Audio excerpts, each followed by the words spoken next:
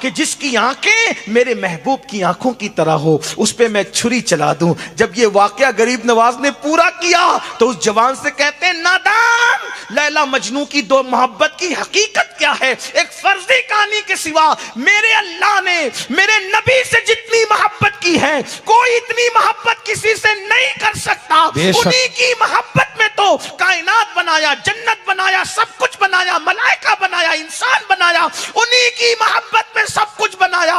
اللہ جتنا پیار کرتا ہے محبوب سے اتنا پیار کسی سے نہیں کرتا. حتیٰ کہ محشر بھی منعقد ہوگا تو محبوب کی عزت کے ظہور کے لیے منعقد ہوگا. فقط اتنا سبب ہے انعقاد بزم محشر کا کہ ان کی شان محبوبی دکھائی جانے والی ہے. سبحان اللہ. اللہ اکبر فرمایا غریب نواز کہ اللہ جتنا اپنے نبی سے محبت کرتا ہے کوئی کسی سے محبت کرنے والا؟ اسی لیے تو کہہ رہا ہوں داڑھی رکھ لے، نبی کی سنت پر عمل ہوگا تو تیرا چہرہ محبوب کے چہرے کے سانچے میں ڈھل جائے گا. اور جب تیرے گناہوں کی وجہ سے تجھے جہنم میں لے جائے گا تو اللہ کی رحمت کو پیار آئے گا اور اللہ فرمائے گا جس کا چہرہ میرے محبوب کے چہرے سے ملتا جلتا ہو میں اس کو جہنم میں کیسے جلا دوں. تو محبوب کے چہرے کی مشابہت کے صدقے اللہ تبارک و تعالیٰ تجھے جہنم سے بچا لے گا. یہ غریب نواز کا انداز تھا. آئیے ہم غریب نواز کے سچے غلام بنے. غریب نواز سرکار فرماتے ہیں قیامت میں سب سے پہلی پوچھ نماز کے حوالے سے ہوگی. غریب نواز فرماتے ہیں اللہ اکبر. غریب نواز ارشاد فرماتے ہیں جو ماں باپ کا دل دکھائے مرتے وقت تو اس کی زبان پہ کلمہ نہیں آئے گا. غریب نواز فرماتے ہیں اللہ تک پہنچنے کا راستہ بندوں کے دل سے ہو کے گزرتا ہے. جب تک تم بندوں کا دل خوش نہیں کرو گے اس وقت تک کہ اللہ تک نہیں پہنچ سکو گے. غریب نواز فرماتے ہیں اللہ کے نزدیک سب سے بڑا گناہ اگر کوئی ہے تو وہ اپنے مسلمان بھائی کو ذلیل کرنا، رسوا کرنا ہے. مسلمان کو ذلیل کرنا جتنا بڑا گناہ ہے اتنا بڑا گناہ شرک کے علاوہ کوئی اور ہو نہیں سکتا. یہ ہے اس لیے مسلمانوں آؤ غریب نواز کے سچے بنو، سچے پیروکار بنو. یہ غریب نواز ہے جنہوں نے ہندوستان کے کفرستان میں اسلام کا پرچم لہرایا اور یہ ہم پر احسان ہے کہ غریب نواز نے 90 لاکھ کو ایمان کی دولت عطا کی. اور ایک بات سن لے، دنیا میں کوئی ماحول ہو ہندوستان والوں صرف سچے مسلمان بن جاؤ، تمہیں گھبرانے کی ضرورت نہیں ہے. ایک معین الدین نے اتنا بڑا انقلاب کیا. غریب نواز اب بھی ہمارے درمیان موجود ہیں. انشاءاللہ جب تک خواجہ زمین پر موجود رہیں گے ہمارے درمیان موجود رہیں گے ہندوستان کی سرزمین سے ہمیں کوئی ختم نہیں کر سکتا، کوئی مٹا نہیں سکتا. نادان ان کے بٹھائے ہوئے اونٹوں کو کوئی ہٹا نہیں سکتا تو ان کے بسائے ہوئے کو کوئی کیسے ہٹا سکتا ہے. لیکن کوئی ان کا ہو کر تو دیکھے، کوئی ان کا سچا بن کر تو دیکھے. زبانی جمع خرچ نعرے بہت ہو گئے، عمل کے میدان میں قدم رکھو، دیندار بنو، محنت کر کے مالدار بنو، سچے اچھی طرح سے مالدار بنو کیونکہ غربت انسان کو کبھی کبھی کفر تک لے جاتی ہے. اس لیے غریبی سے نکلنے کی کوشش کرو، مالدار بنو، مگر مالدار سود کے پیسوں سے اور جوئے کے پیسوں سے مت بننا کیونکہ جس نے سود کا پیسہ ایک لقمہ کھایا گویا اس نے اپنی ماں کے ساتھ 36 بار زنا کیا. اور سود کھانے والے، سود کا دھندا کرنے والوں کے ساتھ اللہ جنگ کا اعلان کرتا ہے. سور کھانا بھی حرام، سود کھانا بھی حرام، مگر سور سے بڑھ کر سود کھانا اس لیے زیادہ حرام ہے کہ سور کھانے پر اللہ نے صرف حرام کا حکم دیا، جنگ کا اعلان نہیں کیا، مگر سود کھانے والوں سے اللہ نے جنگ کا اعلان فرمایا ہے. اس لیے توبہ کرو، مالدار بنو، حلال سے چنا بیچنا پڑے چنا بیچو، سبزی بیچنا پڑے سبزی بیچو، حلال ذریعے سے مالدار بنو اور دولت حاصل کرو. اور ساتھ ہی ساتھ اپنے بچوں کو دنیا کی تعلیم بھی دو، دین کی تعلیم بھی دو. غربت کا خوف مت کرو.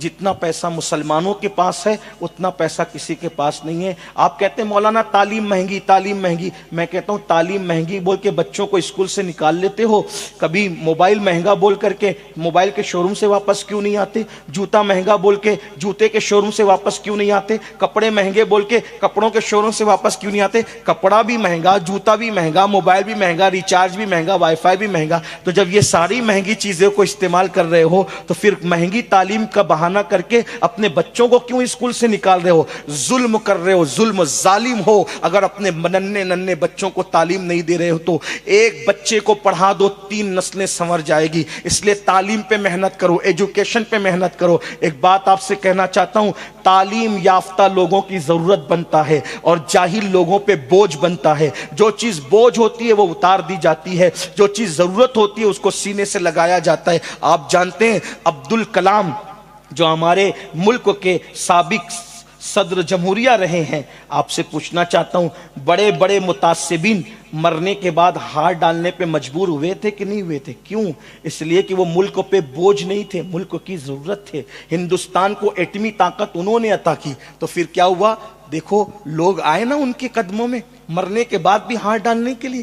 تو یہ ہوتی ہے ضرورت. اب ان کا عقیدہ اور دیگر باتوں پہ میں کوئی بحث نہیں کرنا چاہتا, لیکن بتانا چاہتا ہوں کہ اس کلمہ پڑھنے والے نے ملک کو ایٹمی طاقت دی, تو لوگ اس پہ ہار ڈالنے پہ, جیتے جی بھی ہار ڈالنے پہ مجبور ہوئے اور مرنے کے بعد بھی ہار ڈالنے پہ مجبور ہوئے. تو اپنے بچوں کو ملک کی ضرورت بناؤ, قوم کی ضرورت بناؤ.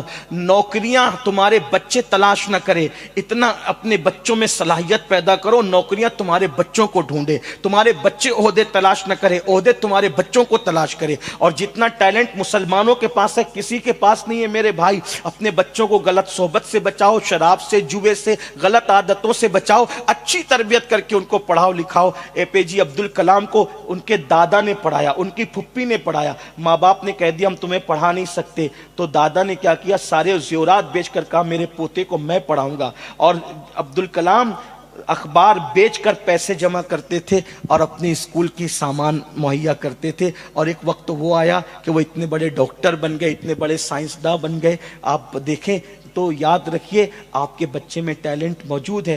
بچے تو بن منہ کی گائے ہوتے ہیں, بے زبان گائے کی طرح ہوتے ہیں. تم ان کو کھیتوں میں لگا دو چلے جائیں گے, تم ان کو ہوٹلوں میں کام کرنے لگا دو چلے جائیں گے, تم ان کو کہیں لگا دو, چوری چماری پہ لگا دو چلے جائیں گے. مگر یاد رکھنا, ایک بچے کو جاہل رکھتے ہو 3 نسلیں برباد ہوتی ہے. ایک بچے کو پڑھا دو, صرف 10 سال محنت کرو, 10 سال تعلیم پر, دین پر, مذہب پر, مسلک پر. انشاءاللہ 10 سال کے بعد کا ہندوستان ایک نیا ہندوستان ہوگا. آپ کو بتاؤں, لوگ ہتھیار والا ملک کو بنانا چاہتے, انہیں بنانے دو.